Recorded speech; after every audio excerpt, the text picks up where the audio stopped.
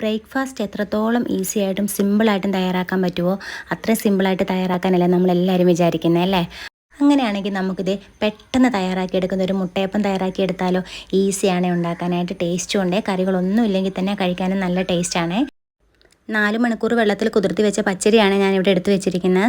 അതിലേക്ക് ഒരു 3 table spoon ചോറും കൂടെ ഇട്ട് കൊടുത്തതിന് ശേഷം ഇതിലേക്ക് ആവശ്യത്തിന് ഉപ്പും കൂടെ ചേർത്ത് കൊടുത്തിട്ട് 1/2 ഗ്ലാസ് വെള്ളവും കൂടി ഇതിലേക്ക് ചേർത്ത് കൊടുത്ത് നന്നായിട്ടൊന്ന് ഇളക്കി യോജിപ്പിച്ചെടുക്കണം. അതിനുശേഷം നമുക്ക് തരികളൊന്നുമില്ലാതെ അരച്ചെടുക്കാൻ പ്രത്യേകം ശ്രദ്ധിക്കണം കേട്ടോ.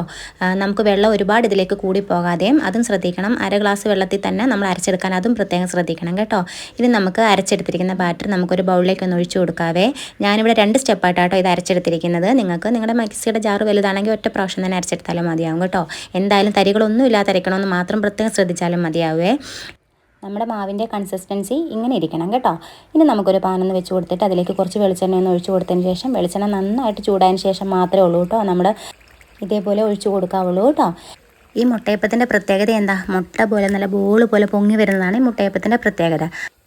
ഇതുപോലെ മാവ് ഒഴിച്ച് കൊടുത്തതിന് ശേഷം മീഡിയം ഫ്ലെയിമിലിരിക്കുന്ന നമ്മുടെ സ്റ്റൗ നമുക്ക് ലോ ഫ്ലെയിമിലേക്ക് ആക്കണം കേട്ടോ. അതിനുശേഷം നമ്മൾ കുറച്ചൊന്ന് 2 സെക്കൻഡ് ഒന്ന് വെയിറ്റ് ചെയ്യുമ്പോഴത്തേക്കും നമുക്ക് ഇതേപോലെ തന്നെ പൊങ്ങി നന്നായിട്ട് വരും കേട്ടോ. അല്ലാതെ നമ്മൾ ഇട്ട ഫ്ലെയിമിൽ തന്നെ ഇടുന്നെങ്കിൽ പെട്ടെന്ന് മാവ് തന്നെ പൊങ്ങി വരാതെ പെട്ടെന്ന് തന്നെ താന്നു പോകാൻ സാധ്യതയുണ്ട്. ഇങ്ങനെ നമുക്ക് പൊങ്ങി കിട്ടണമെന്നുണ്ടെങ്കിൽ പലർക്കും മുട്ടയപ്പം ശരിയാവാത്തതിൻ്റെ കാരണം തന്നെ നമ്മൾ ഫ്ലെയിം കുറയ്ക്കുകയും കൂട്ടുകയും ചെയ്യാതെ ക്ഷമയില്ലാതെ പെട്ടെന്ന് തന്നെ തിരിച്ച് മറിച്ച് വിടുന്നത് കൊണ്ടാട്ടോ ഇതുപോലെ പൊങ്ങി വരാത്തത്. പെർഫെക്റ്റായിട്ട് മുട്ടയപ്പം കിട്ടണമെങ്കിൽ ഇതുപോലെ നമ്മൾ കുറച്ച് കാര്യങ്ങളൊക്കെ ഒന്ന് ശ്രദ്ധിച്ചാലും മതിയാവും കേട്ടോ.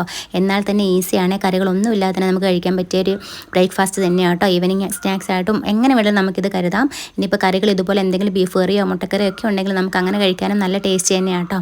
ഇതുപോലുള്ള കൊച്ചു റെസിപ്പീസ് എല്ലാം നിങ്ങൾ ഇതുവരെ ട്രൈ ചെയ്ത് നോക്കിയിട്ടില്ലെങ്കിൽ ഒന്ന് ട്രൈ ചെയ്ത് നോക്കാൻ ആരും മറക്കരുതേ.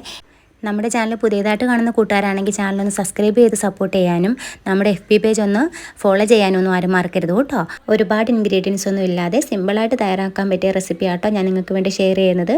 ഇഷ്ടമായാൽ ഒന്ന് ട്രൈ ചെയ്ത് നോക്കണേ. Thanks for watching.